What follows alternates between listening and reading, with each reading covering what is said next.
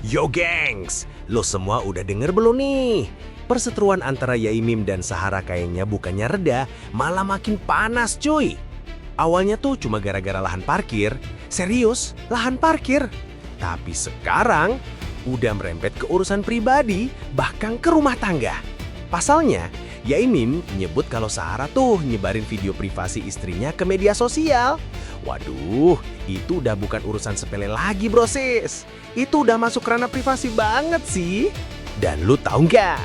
Netizen langsung pada ngamuk di kolom komentar. Ada yang bilang, kok makin lama makin panas nih kayak sambal terasi?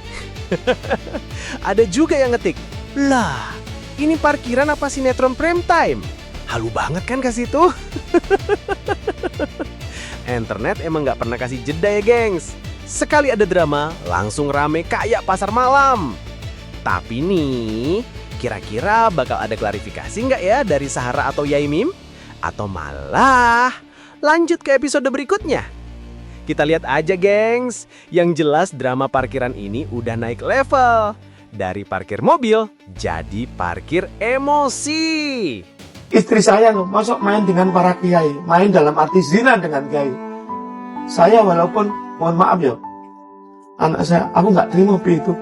Nukman itu film, aku, sampean nggak terima ya. Aku lebih nggak terima lagi. Gitu, saya. Terus pokoknya, istri adalah bagiku segala-galanya. Kau hina istriku. Dan Pak Sofyan pernah pegang istri saya nggak pernah pegang istrimu. Amin Allah. Pada saat rame-rame, dia pegang istrinya begini, dadanya begini kan. Iya. Laki-laki loh, menggitukan perempuan. Iya.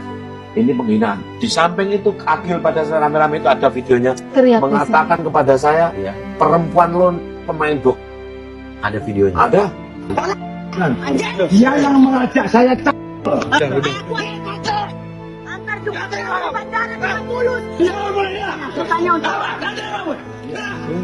Terus dia teriak di telinga itu. Wah! Sampai sekarang itu telinganya sakit. Iya. Apa? Jadi saya ini budak sebelah. Budak sebelah. Iya. Sampai sekarang. Akhir, Pak Sofyan, saya terima dengan yang lain-lain. Monggo silakan. Iya. Jalan, monggo saman pek untuk parkir. Iya. Tapi mohon maaf, perlakuanmu pada istriku akan saya perhitungkan. Itu Jadi Pak. dari ini kalau ada efek hukumnya akan dilaporkan. Iya, kalau ada. Saya itu dapat salah satu santri Yaimim Iya. mengabarkan ke saya bahwa video-video pribadi kami itu disebarkan oleh mereka ke grup WAG. Iya. Dan saya mohon berhentikan Mbak Sahara atau siapapun atau teman-teman Mbak Sahara, tolong hentikan. Kalau kami berhasil menemukan aspek hukumnya, maka percayalah, Yaimim ini kesabarannya ada batasnya. Ya, privacy. Jadi begini Pak, saya menganggap bercanda itu satu kali aja. Lebih dari satu kali saya anggap itu serius. Karena boleh saya menjelaskan mungkin? Boleh. Karena kebanyakan kasus di Indonesia ini ketika dilecehkan itu diam aja, tapi tidak dengan saya. Mungkin boleh dijelaskan Pak? Ya. Pertama Pak, kasus yang pertama, mohon maaf banget bahasannya, mungkin bisa disensor nanti. Ya nanti kalau yang bahaya ketit. Mbak Sahara, istri saya darahnya besar. Tapi lebih besar Mbak Sahara. Saya jadi pengen,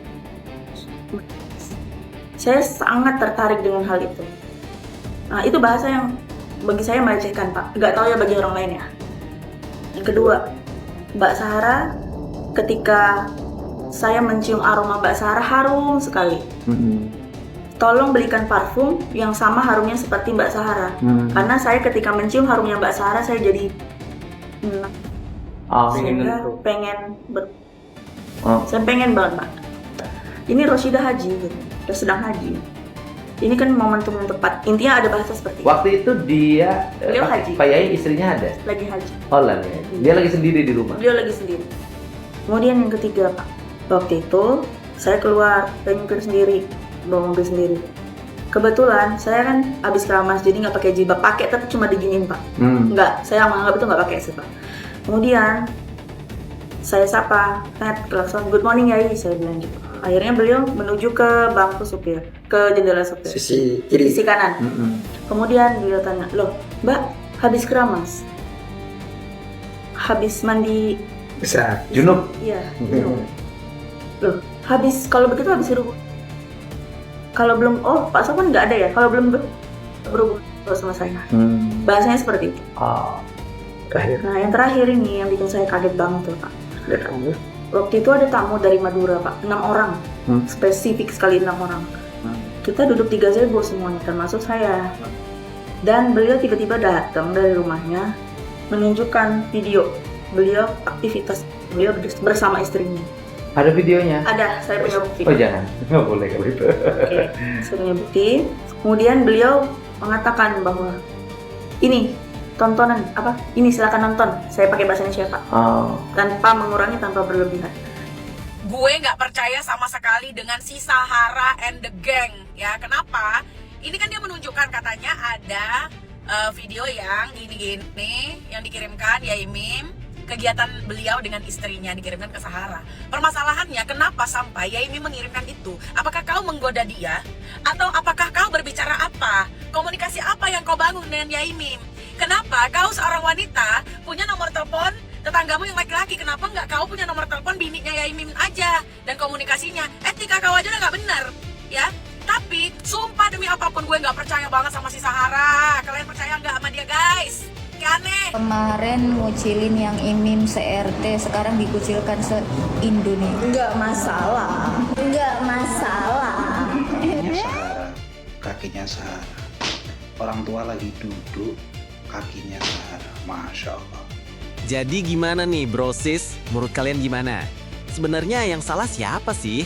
Yaimim apa Sahara? Dan lo sendiri tim yang mana nih? Tim Sahara atau tim Yaimim?